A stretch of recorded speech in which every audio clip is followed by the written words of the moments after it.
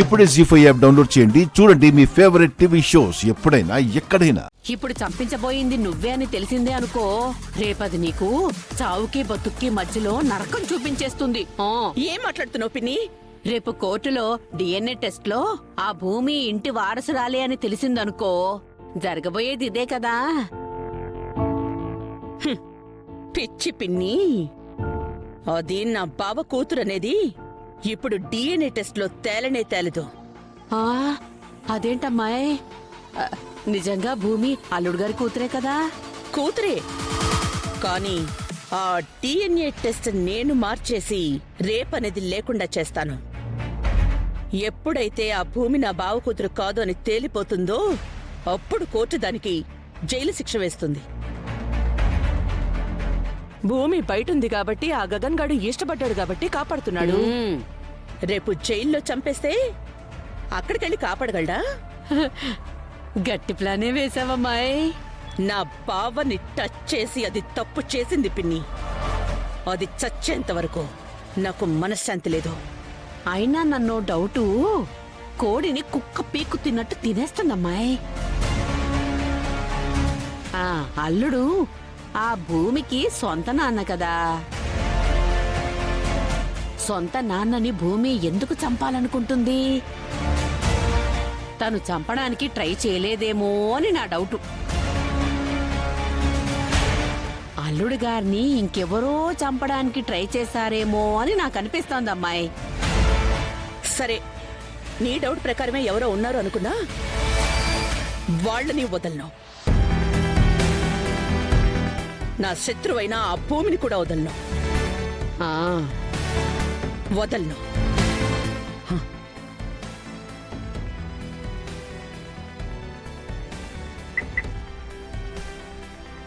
కారెక్కు. నేను రాను. ఆయన నన్నెందుకు కాపాడారు సార్? నేను మీ శత్రు శరత్చంద్ర కూతుర్ని కదా. కాపాడినా మీకు పాపం అంటుకుంటుంది కదా. తండ్రినే చంపాలనుకున్న కూతుర్నని ఈ ప్రపంచమంతా అంటుంది. మీరేమో ప్రాణంగా ప్రేమించినా సరే నాకు సంబంధం లేని నా పుట్టుకే దానికి అడ్డం అంటున్నారు. ఎందుకు బ్రతకాలి? నేనెవరి కోసం బ్రతకాలి? వదిలేసి ఉండొచ్చు కదా. నా చావేదో నేను చచ్చేదాన్ని. ఎవరు ఎప్పుడు చంపుతారోనని భయపడుతూ బ్రతకడం కన్నా ఆ చావుడవే మెరుగు కదా సార్. ఏదేమైనా శత్రువు కూతుర్నని మర్చిపోయి కాపాడినందుకు చాలా థ్యాంక్స్. వస్తాను. ఆగు.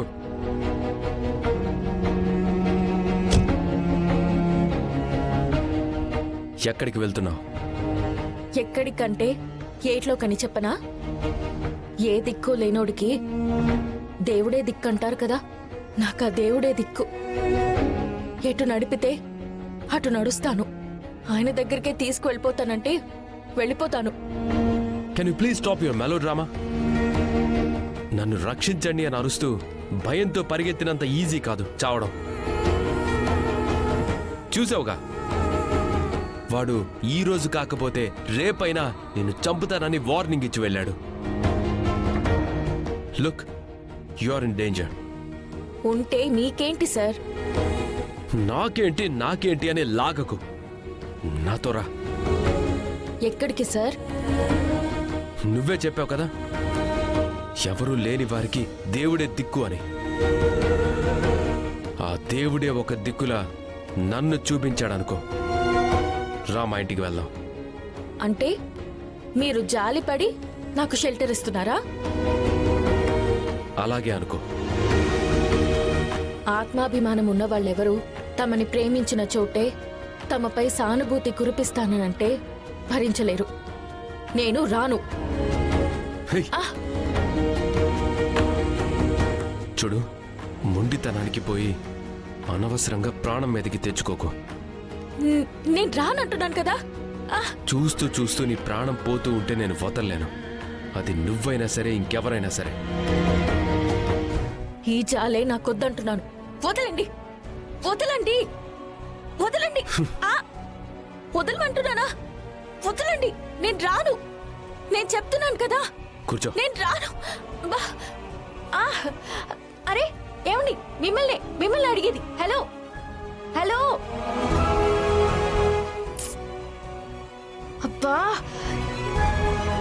ఏంటండి మీరు? ప్లీజ్ నన్ను వదిలే దీపా. నేను కంప్లీట్గా మారిపోయాను. పెళ్ళైన తర్వాత నా ప్రపంచం హిందూ మాత్రమే. అంతేనా? నీ లైఫ్లో నాకు చోటు లేదా? కలలో కూడా ఉండదు. అర్థం చేసుకోవడానికి ప్రయత్నించు. మరి కడుపులో ఉన్న బిడ్డని నేనేం చేయను? అబార్షన్ చేయించుకో, నేను డబ్బులు ఇస్తాను. ఎంత ఇస్తావు? అబార్షన్కి ఎంత అవుతుందేంటి? మహా అయితే 5,000 అవుతుంది. సరే అయితే 5 పక్కన 3 సున్నాలు వేస్తే 5,000 అవుతుంది. ఒక పంచే వంశీ, ఇంకో 3 సున్నాలు కలిపి 50 లక్షలు ఇచ్చేయి. 50 లక్షలా? ఏ తక్కువ? చాలా ఎక్కువ. నేనివ్వలేను. నువ్వు బాగా ఆలోచించుకునే చెప్తున్నావా? అవును. ఇవ్వకపోతే ఏం చేస్తావు? పోలీస్ స్టేషన్లో కంప్లైంట్ ఇస్తా అని చెప్పాను కదా. కంప్లైంట్తో పాటు మన డీటెయిల్స్ కూడా ఎగ్జాక్ట్గా ఇస్తాను. ఆ రోజు అర్ధరాత్రి మనం మాట్లాడుకోవడం, శరత్చంద్ర గారు చూడడం, ఆయన నిన్ను కాలితో తన్నడం, అది నువ్వు మనసులో పెట్టుకొని ఆ రోజు రాత్రి నువ్వు శరత్చంద్ర గారి గెస్ట్ హౌస్లో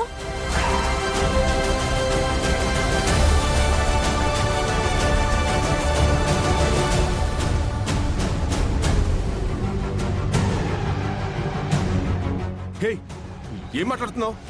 నిజాలు వంశీ, అన్ని చూస్తూనే ఉన్నాను. పాపం అమాయకంగా శరత్చంద్ర గారి కేసులో భూమి ఇరుక్కుంది. మరేంటి, వెళ్ళి నిజాలు చెప్పేమంటావా? వద్దు, అంత పని చేయకు. చెయ్యకు అంటే మానేయటానికి నువ్వు కాపురం చేస్తున్న పెళ్ళాన్ని కాదు వంశీ, నీ బిడ్డను మోస్తున్న నీ ఎక్స్ గర్ల్ ఫ్రెండ్ని.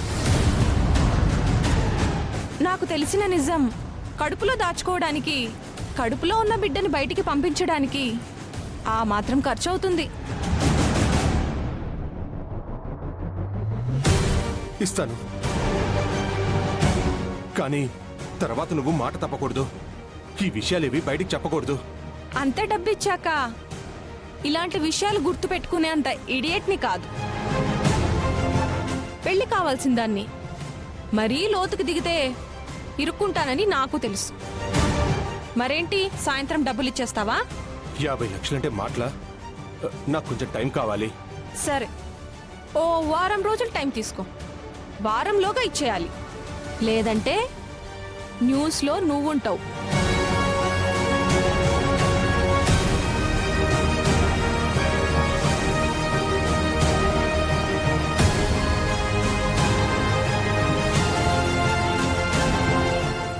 జీ5 యాప్ డౌన్లోడ్ చేసి అన్ని ఎపిసోడ్స్ పూర్తి ఉచితంగా చూడండి.